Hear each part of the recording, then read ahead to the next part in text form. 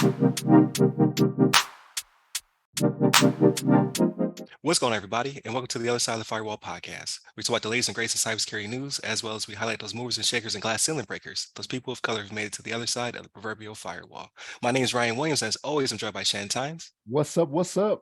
And then our two special co-hosts that we'll have for the entire week. So we have the podcast hosts of the Making It Make Sense podcast, as well as in their day-to-day lives. We have Ieshea Hollins. She is a founder and CEO of Direnzic Technology, as well as a digital forensic trailblazer, as well as a PMP and so many other titles. And then we have her co-host, which we're happy to have on the show. He is a retired FBI agent, as well as he is a senior GRC evangelist. I'm trying to get these words all together.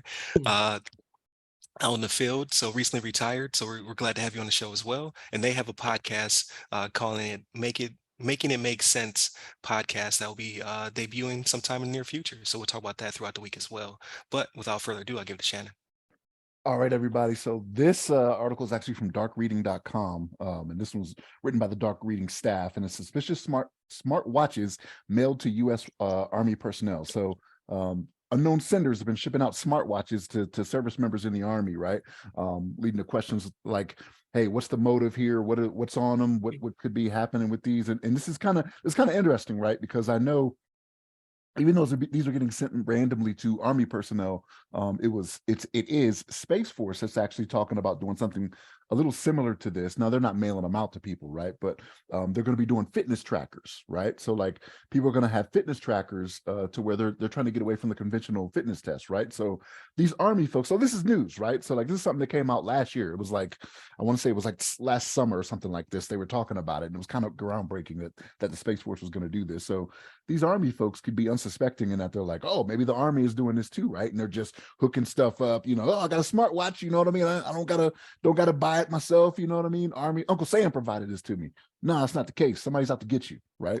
If it's too good to be true, it usually is, right? Like that's the saying. If it's too good to be true, it usually is. And this is one of those instances, right? So they don't know why it's being sent to, and to put it into perspective, it's not just Army personnel that are receiving these, right? But there are Army personnel that have gotten some of these, and it's one of those things where with some of these cases, even people that have been trained not to, connect these different things, you know what I mean? Like we've had it before where we've talked about it on the show, even Ryan, like people just getting rental cars and then just linking up immediately with their stuff, right? Like, why would you do that? You don't know where that information is going, you know what I mean? Which kind of sucks, right? Because I'm in a rental car right now, and I'm like, and I can't listen to my music like I want to. I can't blast it over the speakers, you know what I mean? Like, but different things like that people need to be aware of, that some people are just like, and this is the world we live in, right? Like we want stuff for free, right? Like we're happy, we as a society are happy we're not paying for Facebook, happy we're not paying for Instagram, you know what I mean? Things like that. It's like, it's free. Well, if it's free, it's not because they're doing it out of the goodness of their heart, right? Like somebody has some type of ulterior motive when these things happen, and I have a sense that's what's going on here, you know what I mean? But Ieshea, what's your thoughts on this? When you are not paying for the product, you are the product, right? Right. So it's one of those situations where, as we say all the time, there is no such thing as free. If it came to you, and this is to me, I found this a little hilarious. It's like with everything else, right? Everything progresses. It gets a little bit more advanced, right? Especially in the world of technology. So you have like those USB sticks that we used to find everywhere. What they tell us, especially on college campuses, because that was our saving grace, right? Trip and fall over a free USB. What? Right? You pick it up, you plug it in. And now we have it to where you gonna send me a smartwatch. But I think it's unfortunate that we're sending it to U.S. Army personnel or whatever. Considering, in a lot of cases, I want something free. I've given of myself. I'm barely making, whatever minimum pay is, right? It's like, oh, this is nice, right?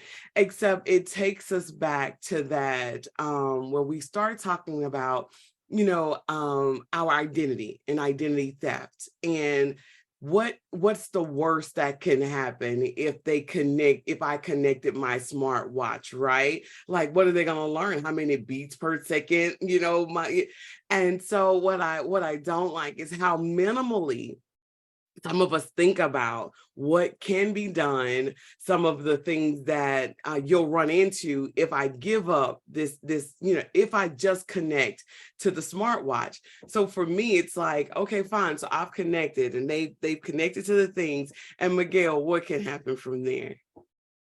Well, there's I shouldn't say this, but I'm going to do it anyway. You will. When you start to think about all of the information we give away, I've heard it referred to as like digital exhaust, so on and so forth. There's a reason why in the 1940s and 30s and even in the 50s, when law enforcement was targeting an individual, they would go through their trash. Yes. Right. So you had a trash cover, right? You're going through, you're looking at the mail, and people didn't have shredders back then. And so you see that. So you can get a ton of information. CVS uses this kind of information. I think there was a story I read probably about 10 or 15 years ago that based on buying habits, I think Target was able to identify that a teenage girl was pregnant before her parents knew, and started sending advertising to them based on the behavior they had seen at the store. It's either that or it was Walgreens, is one of the two of them. So the thing about it is that we only think about ourselves in the way that what we intend to happen, but we don't realize that the bad guy gets a vote as well. Right. And so that's the thing that when you start to think what's the worst that can happen, that's when you need to have friends who are, the paranoid friends. Right. They start talking about all the bad things that can happen. It's like, man, you could take this smartwatch and then they could detect an arrhythmia in your heart. And then if you're talking about a nation state, the future of medicine is really using DNA to make medicine more potent. Right. So that you can actually target medicines towards your specific DNA.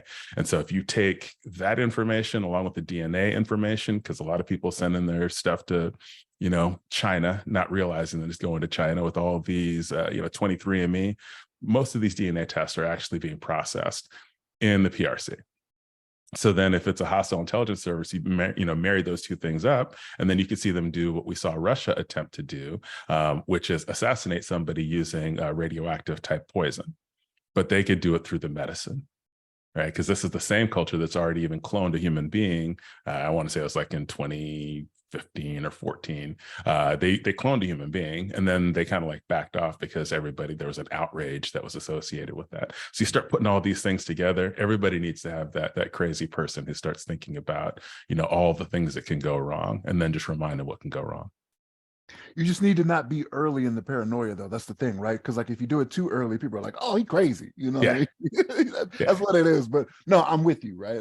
I definitely understand that because I know sometimes with my family, they're kind of like, "What are you talking about?" Like everybody does this. I'm like, "No, don't do that." You know what I mean? Like, do not do that. Like, woman, what do I do when I go to work? Let me tell you. I know what I'm talking about here. You know what I mean? I don't know about not being too early in the paranoia. I don't know how you guys feel about cross referencing stories, but did you guys hear about the recent where there was a lady that had to pull all of her Alexas offline because her Alexa was storing her recordings, and then it sent out and emailed her video recordings from her house to various people, and one of her contacts called her and said, "Unplug all of your Alexas right No, now." I did not hear about that. No. Okay, well, I'm sorry that I did that to you, but No, I good. will send you guys the link, right?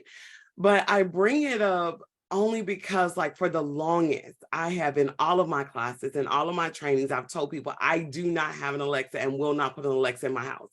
And I've had so many people, "Are you crazy? Like, oh, you're just super paranoid." And I would tell people, Alexa is listening, Alexa is storing, Alexa. Like, there were so many cases, I'm sure, Miguel can probably chime in. I don't want to keep assuming that, but right, the cases that to which I've worked. So I know if I've been called on them, I can only imagine, right? But where Alexas were pulled and actually taken, they were actually confiscated, and data from an Alexa can be used in court cases.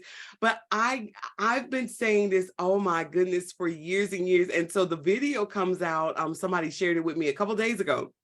And she's like, oh no. And so now I'm terrified. And so it was so funny because in this video, she literally has 6 Alexas in her arm. She went from room to room, Oh, wow. unplugging. And so she holds them up and she goes, I don't know which of them it was, but it was one of these. One of these Alexas is a snitch. I don't know which one.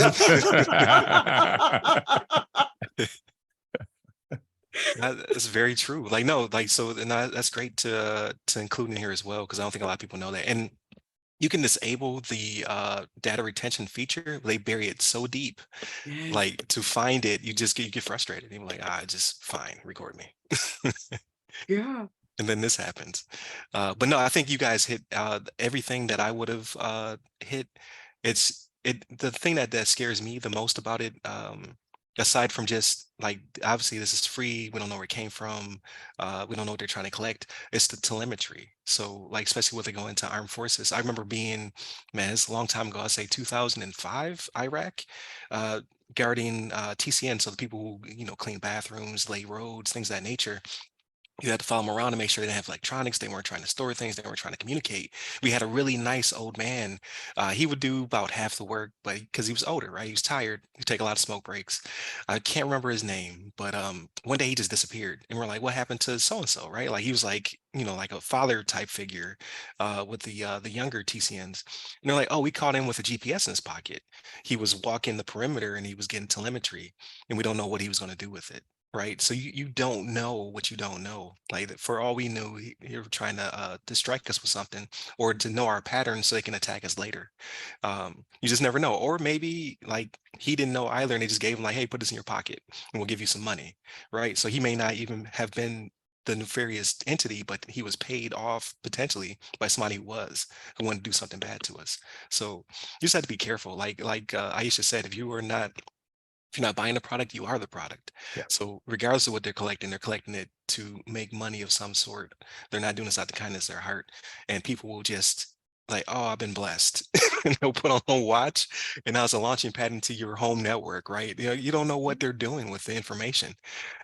So you just have to, again, be vigilant, sometimes hyper vigilant, but have those friends like the Shannons and Iesheas and Miguel's who will be like, no, don't do that. Because these things will happen. And you know what? Another thing that it ties into, right, is that people don't realize how much of their lives, like if they're linking this to their phone, they don't realize how much of their lives is in their phone, right? Yeah. Like we have become accustomed to the convenience of, oh, you could just, I can unlock it with my face now. Oh, this is great. You know what I mean? I just keep these passwords in here that go to my finances. You know what I mean? My medical, my VA. You know what I mean? Whatever it may be, like. All of that stuff is out there, man. So your PII, your PHI, like all that stuff can become accessible. You know what I mean? Right, exactly. NPI, put that out there too. So the non-public information, like, so yeah, it's a force to be reckoned with, and it's not that I don't think we're getting necessarily dumber. We're getting to the point where we're just very trustworthy, right? We think everybody's our friend. Like, somebody sent me this because they're my friend. No, they're not your friend. Like, they're in it to make some sort of profit, whether it be money or your life. They're trying to take something from you. So you just have to be the convenience. It's the convenience. Which is baffling, right? That's what happens to societies over time. They just get too comfortable. Right. We're less intellectually curious than we were years and years ago, right? I mean, you can hide information in plain sight. You can put it in the next website. People won't find it. They'll just listen to the 15, 20-second whatever and don't even take the time to go back and say, hey, is this true? Am I suffering from some type of confirmation bias? And, what do I need to do to make sure I have the right information? The thing is, you'll see it in a lot of these EULAs, right? Like these user license, like seriously, like it is in there. You just don't want to read 30 paragraphs, right? To be like, oh no, just okay, all right, yeah, you can have access to all the things, you can do all of that. I don't care, right? But second, you try to go to court, you better believe that EULA's coming up. Be like, sir, did you say okay to this? Ma'am, did you say okay to this? Okay, well, right here in paragraph 29 of the 30, right? That's where we put it at. But it was still in there. Right, exactly. T's But and C's. but definitely check out the podcast. They all go by our names and titles. I'm cutting this super short, so check out the links in the bios. Stay safe, stay secure.